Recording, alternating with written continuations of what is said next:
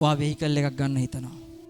ඔයා ගෙයක් හදන්න හිතනවා. නැත්නම් ඔයාගේ ජයග්‍රහණයක් ගැන හිතනවා. හැබැයි දැන් ඔයා මේ වෙලාවේ හැසිරෙනවා. ඔයා හිතනවා වාහනයක් ගත්තා වගේ. වාහනේ මගේ වුණා වගේ. හිතනවා. ඔයාට එහෙම ඒක ඔයාව චෙක් කරගන්න පුළුවන් කාරණයක් තියෙනවා. එක වෙලාවක ඔයාට පත්තරේක හරි ඇඩ් එකක් දැක්ක ගමන් ඔයා හොයන જાතිය වාහනයක් නම් ඔයා ආස කරන જાතිය වාහනයක් නම් ඔයාට ජස්ට් කෝල් එකක් ගාලා බලන්න හිතෙනවා. මේ වාහනේ කීයද?